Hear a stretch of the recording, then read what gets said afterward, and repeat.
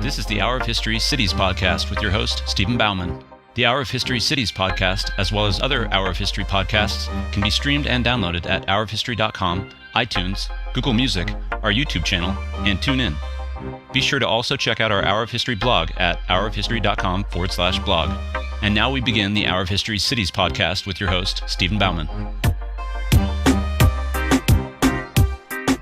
Hello and welcome back to Hour of History. What a great day it is today to learn about a commodity and a city that helped to shape the world on the Hour of History Cities podcast. I'm your host, Stephen Bauman, and we're back today with another city that created world trade, that built itself up through a commodity. But first, this episode is brought to you by Namecheap. Domain names starting at 88 cents. Head over to hourofhistory.com/Namecheap to register your domain name today. Namecheap makes it easy for you to search for and register your domain, and if that's not enough, they throw in free WhoisGuard privacy protection, so you can keep your private data hidden from the public Whois database, and 2 free months of private email to manage the new email addresses you set up. So if you're thinking of setting up a rival podcast, something to rival cities, go on, use us as a launch pad, hourofhistory.com/Namecheap. And then you get a domain, you get a nice new name, you don't go all corporate with like those other companies that I'm not going to name, and you have an awesome opportunity to promote your own brand. So Namecheap, highly suggested. And with that, we can get started and talk about being Loco for Coco in Brazil. So it's called Coco, it's called Cacao, depends what language you're speaking, but this commodity ends up making the state of Bahia. That's spelled Bahia. My Portuguese is one language that I haven't really worked on, but it just means bay, and it's the name of a state that was highly productive for the Portuguese Empire in Brazil, largely in part because there was this bean called cacao, which we now know as the most important ingredient for chocolate. So despite the allure of coffee, as I demonstrated, helped central Costa Rica grow, cacao is sort of better for the environment because it's naturally occurring in a lot of places. You don't have to tear down any forest. So there's some motivation to using cacao instead of coffee and growing that and selling that instead. So you're faced with some choices, as these Portuguese imperials were. They could, turn to sugar, coffee, cacao. These are all major commodities.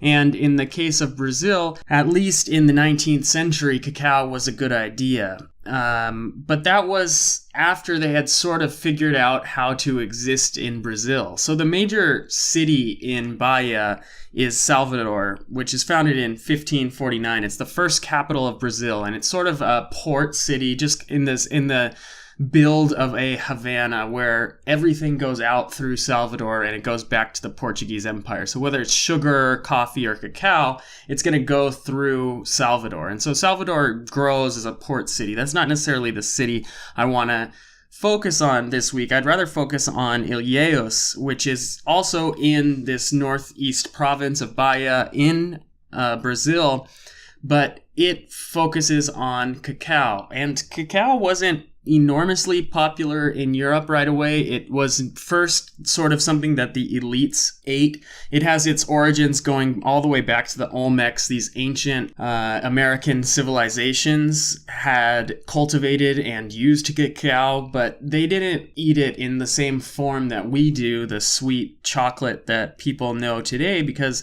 chocolate requires another ingredient. It requires milk, and that wasn't something that was necessarily cultivated or drunk as much. So cacao had a long history in the Americas, but it wasn't necessarily the most advantageous for the Portuguese to send back to Europe, especially since there was a small market for it. There were also some additional problems with cacao. I said it was easier to cultivate easier on the environment than, say, coffee or sugar. That's definitely true, but at the same time, you had to deal with going out into the forest. There's trees, insects, animals, mosquitoes, jaguars. There's all kinds of things that could go wrong in the forest. It's a hard place to survive. So the Portuguese had to sort of learn the ropes before they could go and cultivate cacao. Cacao could be grown in shade, so trees could be saved. So rather than, cutting down the timber and shipping it out of Salvador, cacao sort of offered an alternative, something that was a little bit different. There was a problem, though. Not a lot of people lived in the forest areas. So there were certainly tribes and indigenous people, but other than that, the Portuguese were relatively small in number, and they brought most slaves to work on things like sugar plantations or coffee plantations. So there was a scarcity of labor. And this is initially solved by slavery.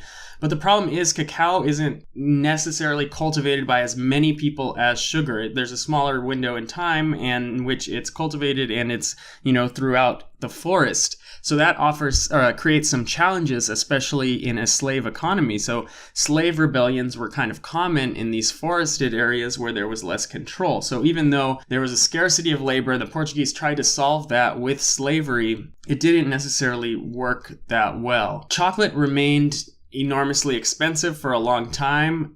When it's sort of discovered in Europe by the Swedish scientist Carl Linnaeus that we mention on the regular Hour of History podcast when we talk with Chris Veit, Carl Linnaeus names it Theobroma, which means food of the gods. So there is a sort of European understanding centuries after the American understanding of cacao as being one of this really important and almost heavenly commodities that people can consume.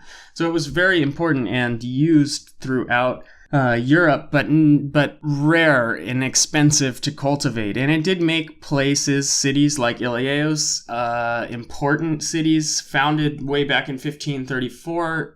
Because cacao was so difficult to cultivate, it really never grew up in the same way that, say, sugar or tobacco or other commodities did. It was pretty small until near the 19th century. And in the 19th century, a Swiss scientist actually mixes cacao with milk, and they start to create a recipe for chocolate as it's known today.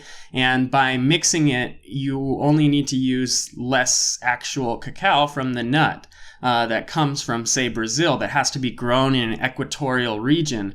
So by doing that, by mixing it with milk, by mixing it with sugar and molasses and sort of masking the bitterness of cacao and the poor quality of cacao, the people in Europe were able to really lower the price of what we now know as chocolate. So just some numbers coming out of Bahia, the province in Brazil, most likely Ilheus.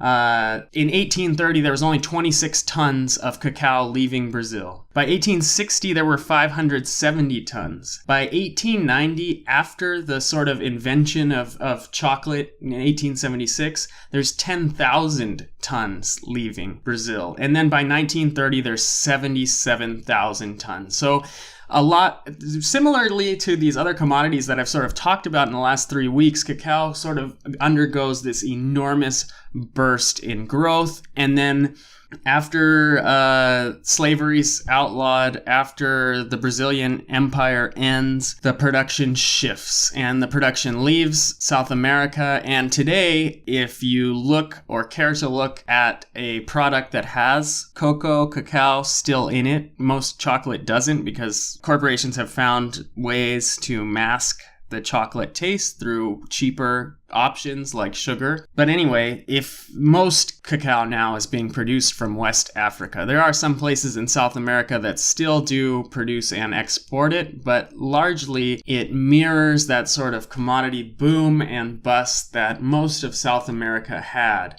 So Brazil is no longer the center of cacao. This city, Ilheus, that grew up being one of the most important cacao centers in the world, is no longer so. And although it is still a beautiful place to visit because of its beaches, and while cacao still grows in the wild there, you're unlikely to see it cultivated in the 77,000 tons that it was in 1930. Because simply put, there's easier places and easier ways to get cacao now.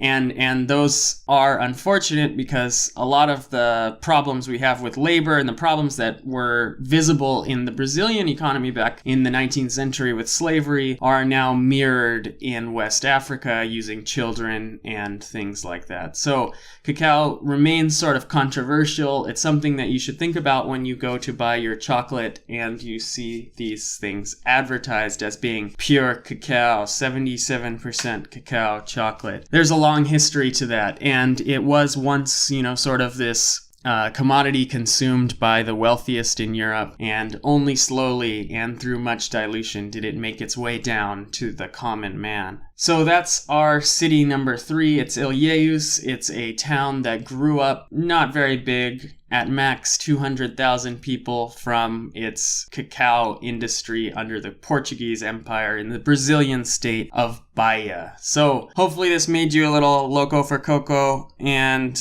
we'll catch you next week on the Hour of History Cities podcast, where it's our world, any place, anytime.